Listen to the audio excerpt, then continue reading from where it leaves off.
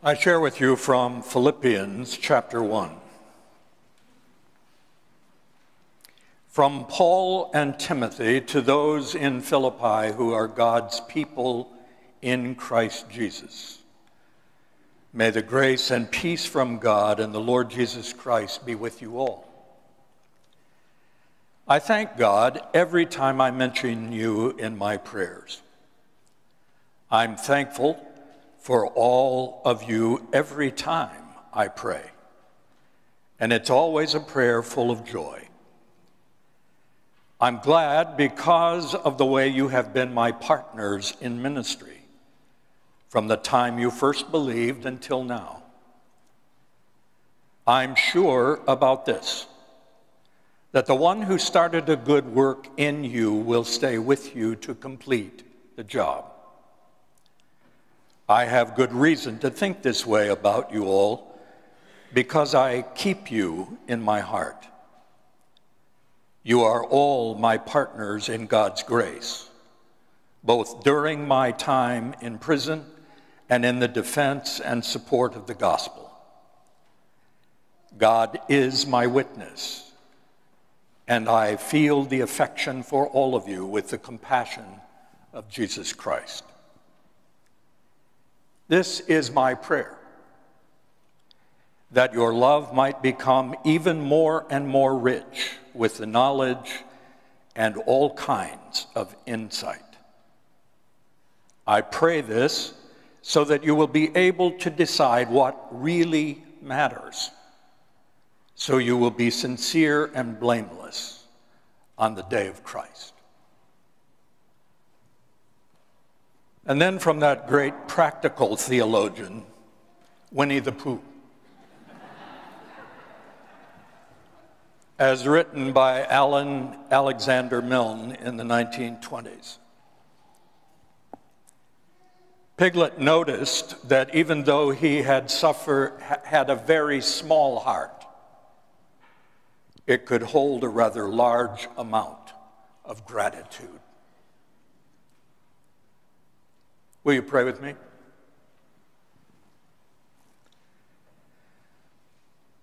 In the course of our busy lives, Almighty God, you provide us times of rest, contemplation, inspiration, and spiritual refreshment. Grant that we will use this worship hour to be attentive to your Spirit. We ask that you will open our ears that we can hear, open our eyes that we can see, open our minds that we will grow to understand more completely who you are and what you are calling us to be and do. In the name of Jesus we pray. Amen. The Swedish scientist and diplomat Dag Hammarskjöld, who President John F. Kennedy considered to be the greatest statesman of the 20th century, is the author of a phrase found in his personal diary that was written immediately after he was named the second Secretary General of the United Nations in 1953. He wrote this simple, yet incredibly profound statement. For all that has been, thanks. For all that is yet to be, yes. That's the phrase that I have selected as the basis of my final two-part sermon series as I complete this 9 years of serving as pastor of this congregation. These 9 years have been wonderful. But these 9 years, are part of a larger 42-year history under Episcopal appointment in the Michigan Conference of the United Methodist Church. For all that has been, thanks. The gratitude that I feel is much larger than any words can express to convey my thanks for what is now a 51-year adventure called ministry. At this stage of my life, I am painfully aware that I have more days behind me than I have days ahead of me. As much as I have tried to be a forward thinker as a pastoral leader, I find it difficult these days to avoid reminiscing about the journey. And what a journey it's been. The place that I want and even need to begin is to express my gratitude for the grace and mercy and calling of God, who saw fit to draw me into this work called ministry. It has been a varied and deeply fulfilling life that has taken every ounce of creativity and endurance that I could muster. I'm also enormously grateful to my wife, Pigeon. I'm thankful for our children, for close friends, folks who have journeyed a distance to be here today. For Pigeon and me, it's soon to be our 30th wedding anniversary. And for these 30 years, Pigeon has been a confidant, an encourager, and just as open to the adventure of ministry as I have been. And for her love and care, I am blessed and deeply grateful. Our 3 children, who all happen to be here, and I can't remember the last time all 3 of you were in the same sanctuary at the same time. But our 3 children and now our 3 grandchildren have been part of this journey in their own unique and special way, and I give thanks for each of you. Pigeon's family, of which there's a row here, has adopted me as though I have been with them my entire life, and I'm grateful. I have been blessed with good friends, many, many, many good friends, of which to begin naming them would risk leaving somebody out. And I dare not do that. You know who you are, and I'm grateful. It's also important to say that many of those good friends have transitioned from this life to the next. And I continue to think about that great cloud of witnesses and regularly give thanks. I'm grateful for my family heritage, for my parents, grandparents, and extended family members who have had an enormous influence on me. As those of you who have been here in this sanctuary over the last few years, you know that death has visited our family rather significantly in the recent past, with the loss of my mother, father, and sister since February of 2020. The combination of family, along with churches, the community of Flint, where I grew up back in the 1950s and 60s, along with all the music professors and ministry teachers, all of them have combined to shape the person that I am. and I'm grateful. It was Grandma Hundley who was visiting us during the month of August in 1971.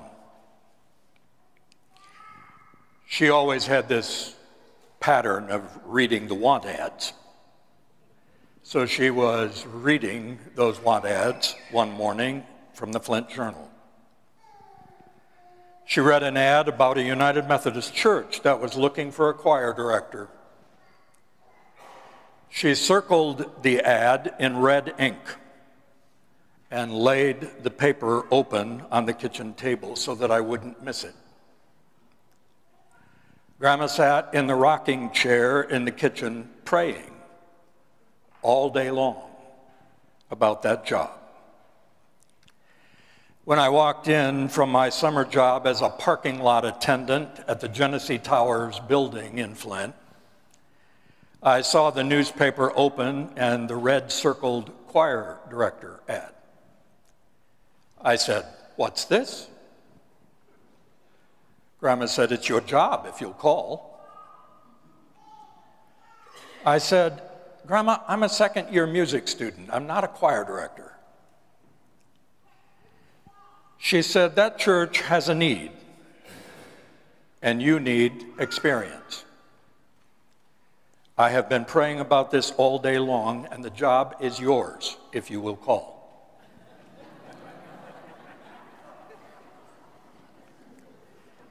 I said, "But Grandma, I'm not a Methodist. I don't know anything about being a Methodist." "I think you've heard wrong."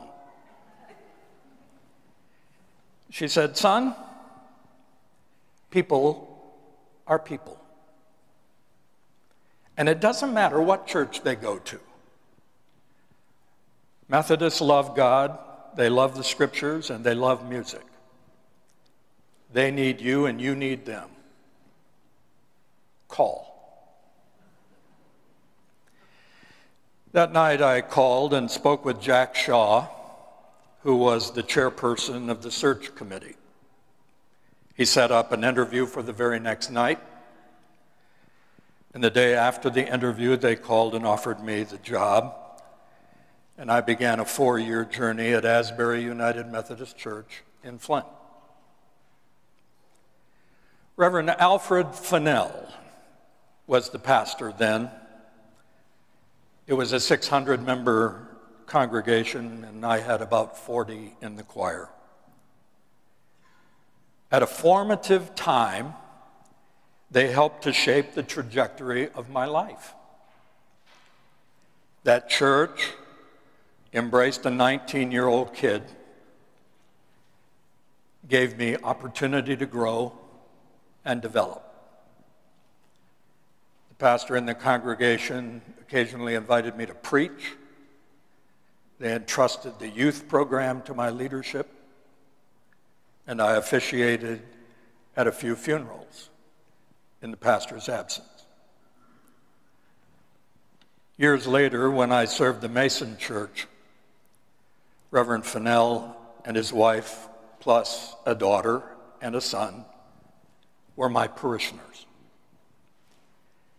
And I had the privilege of being the pastor to the pastor through his last journey, and then presided at his funeral. You can't know the gratitude I feel. I think Grandma knew before I did that United Methodism was a much better fit for me than the faith tradition of my family heritage.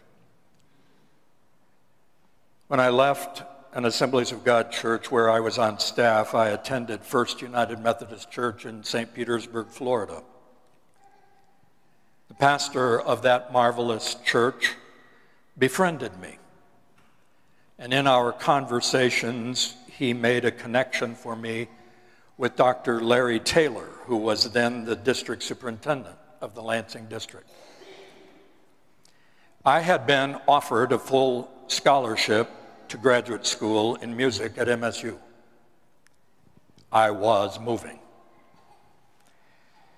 In my initial meeting with Larry, he discerned that he felt that I needed to be a pastor and not just a staff person someplace in the Lansing area.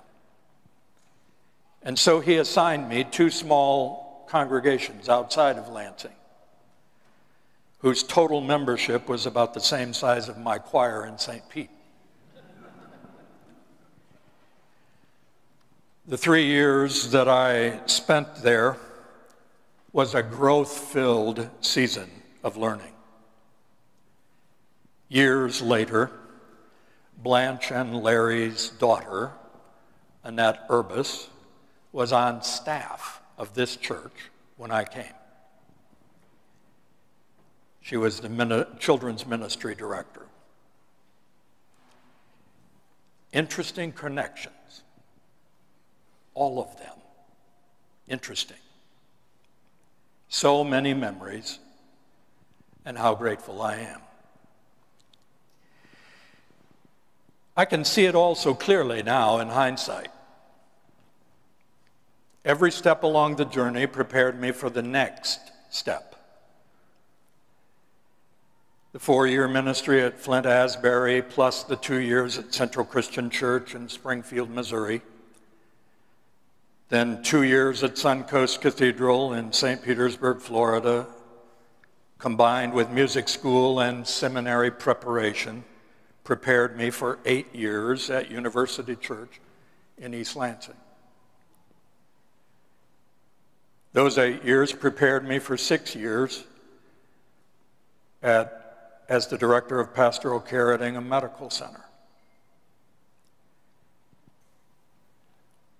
Ingham prepared me for 4 years at Lansing First Church and then 9 years at Mason First. And all of those combined to prepare me for the work of a district superintendent. And superintendency prepared me for 9 years here. For all that has been. Thanks. But all those places were merely places. They were not the people. And people is what ministry is all about. The memories in all those places are legion, and it would take hours to tell all the stories of the people that I've worked with and met. I assure you that the connection and the interaction with people is what I will treasure and cherish the most. The other day I was just curious, and so I sat down and just did a little calculation. I've been blessed to celebrate nearly 350 baptisms.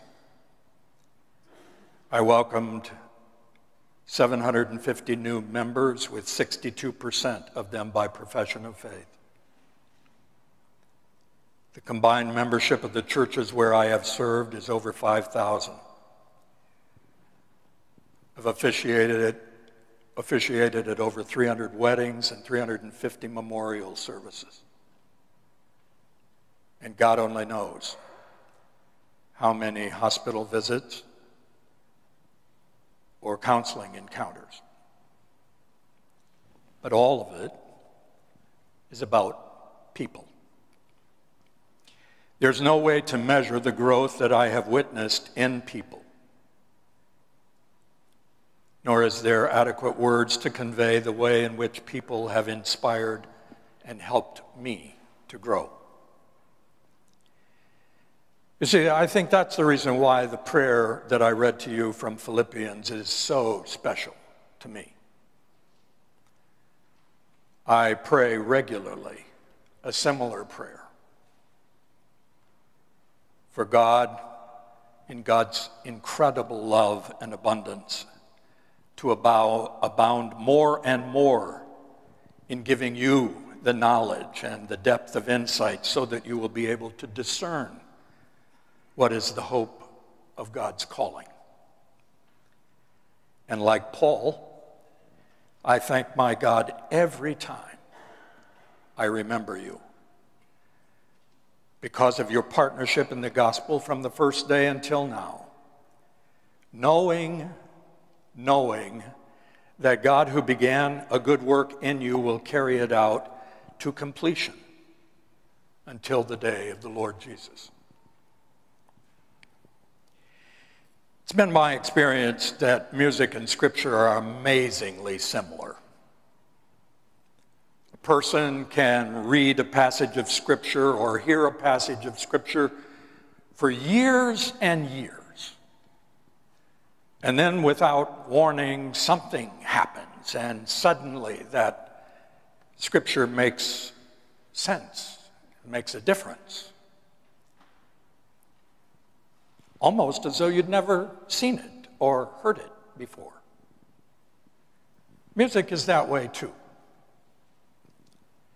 One of the compositions that Eric plays at nearly every memorial service that's held in this sanctuary was written by a British composer named Edward Elgar. I had studied the Elgar Enigma variations in music school, but I had never paid any attention whatsoever to the story behind the composition or about the composer. The Enigma variations are 14 movements. It was Elgar's musical portrait of his closest friends. He included friends, family members, and his confidants who had a significant influence on his life. He named the composition Enigma to symbolize the various puzzles that exist in our lives and how they sometimes just fit together. The title of each of the movements was Camouflaged, to keep a sense of anonymity for his dearest friends. The ninth movement, called Nimrod, which we're going to hear in just a minute, was named for a biblical term that referred to a hunter. Now get this. Elgar's editor and publisher and very best friend was named Augustus Jäger, and Jäger in German means hunter. In that British tradition, Elgar's Nimrod is customarily played on Remembrance Day. It is, if you go back and ever watch Diana's funeral, it's played. For Prince Philip, this movement was played. Today is certainly a Remembrance Day for all that has been. So let me say it again. Thank you. Thank you, dear friends. Thank you to the staff, both past and present. You have been colleagues and co-workers and good friends. And Tim actually blends two chapters, because Tim and I worked together in Mason for 6 years, and now here for 5. Thank you for being a wonderful congregation. Thank you for your love and your care for us and allowing us to love and care for you. Thank you. Thanks for all the memories. Amen. Thank you, brass, for joining us. Thank you, choir, for a wonderful anthem. Eric, for putting all of this together. Thank you. For Sammy and Audrey, who took over and planned all the meal and the activities of today. For Joan, for Tim, for Chris, the entire staff. For this congregation who continues to give of itself to each other and minister in powerful ways in this community. Gratitude is worth just speaking. Because the more we speak it, the more we feel it. And the more we feel it, the more we believe it. And pretty soon, gratitude overwhelms who we are. And everything changes. So go forth from this place renewed in your own spirit to do the work that is before you. Be strengthened with God's grace and peace. Amen.